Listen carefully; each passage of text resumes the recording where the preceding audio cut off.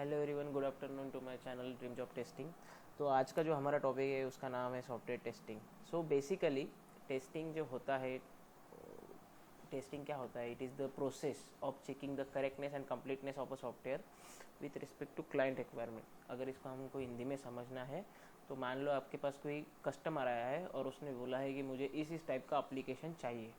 तो जो IT company होती है उसका रिक्वेस्ट एक्सेप्ट करती है, उस हिसाब से एप्लीकेशन बनाना शुरू करती है। तो डेवलपर ने तो अपना सारा काम कर दिया, बट अभी वो एप्लीकेशन सही तरीके से बना है क्या? जैसे क्लाइंट ने बताया था उसी तरीके से बना है, सारे फीचर्स वैसे के वैसे है, या कुछ ऐड ऑन हुए या कुछ कम हुआ है? तो ये सारा चीज़ें चेक करने का काम टेस्टिंग वालों का होता है। तो टेस्टिंग में क्या होता है कि मोस्टली उनको चेक करना होता है जो भी एप्लीकेशन बना है वो सही तरीके से बना है या कंप्लीट बना है या नहीं, कोई उसमें फंक्शनलिटी मिसिंग है या नहीं, कोई फंक्शनलिटी ज़्यादा है क्या, ये सब चीज़ें उन्हें उसमें चेक करनी होती है। सो इसके एक बेसिक डेफिनेशन है। इसको हम कई और तरीके में भी देख सकते हैं, बट जो सबसे बेसिक डेफिनेशन है वो यही है कि testing is a process of checking the correctness and completeness of a software with respect to the client requirement. Then again testing के दो मेन पार्ट्स हैं। सबसे पहला जो पार्ट है वो है manual testing and another part one is automation testing. तो गाइज हम सबसे पहले मैनुअल टेस्टिंग सारी समझ लेंगे, उसके बाद ही ऑटोमेशन टेस्टिंग की तरफ बढ़ेंगे। बिकॉज अगर आपके बेसिक क्लियर्स नहीं होंगे, जैसे कि मैनुअल टेस्टिंग एक बेसिक पोर्शन है, अगर आपको कुछ भी चीज़ें करनी है उससे पहले आपको बेसिक चीज़ें करनी पड़ती है। उसी तरह अगर आपको ऑटोमेशन सीखना है तो सबसे पहले आपको मैनुअल टेस्टिंग सीखना पड़ेगा। तो सबसे पहले हम मैनुअल टेस्टिंग को कवर करेंगे और बाद में हम ऑटोमेशन टेस्टिंग के ऊपर जाएंगे। तो मैनुअल टेस्टिंग होता क्या है, ठीक है? तो इसका डेफिनेशन ऑलमोस्ट सेम है टेस्टिंग के रिलेटेड, बट जब भी हम मैनुअल टेस्टिंग करेंगे तो हम उसको मैन्युअली परफॉर्म करेंगे। हम यहाँ पे किसी भी प्रोग्रामिंग लैंग्वेज का, किसी भी ऑटोमेशन टूल का यूज़ नहीं करेंगे।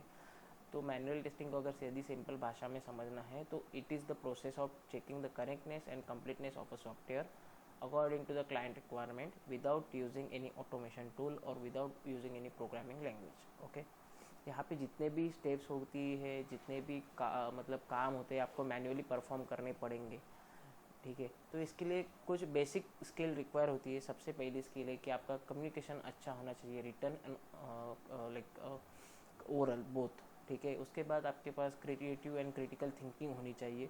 And then third one is आपकी प्रॉब्लम सॉल्विंग स्किल। आपको मतलब प्रॉब्लम सॉल्व करते आने चाहिए। अगर आपके अंदर ये तीनों स्किल्स है तो आपके पास डिग्री कौन सी है, आपका बैकग्राउंड क्या है, ये कुछ भी मैटर नहीं करेगा, आप आईटी में आ सकते हो। तो अभी मैनुअल टेस्टिंग के अपने कुछ एडवांटेजेस है और कुछ डिसएडवांटेज है। सबसे पहला एडवांटेज ये है कि अगर आपको प्रोग्रामिंग नॉलेज में बिल्कुल भी इंटरेस्ट नहीं है, आपको समझता नहीं है, तो आपके लिए मैनुअल टेस्टिंग परफेक्ट है, ठीक है?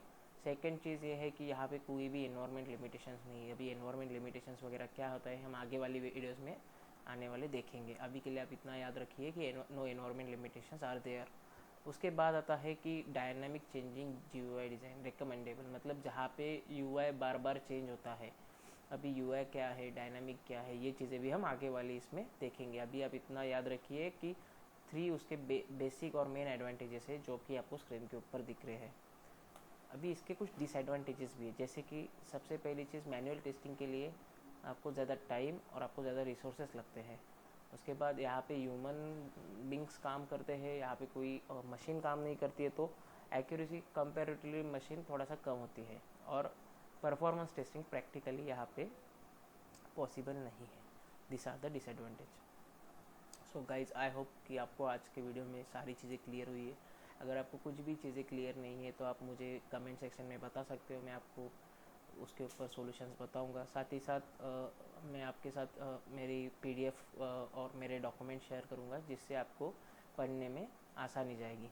So thank you for watching. Kindly subscribe my channel, and also if you like the video, please like it, share it with your friends, and stay connected.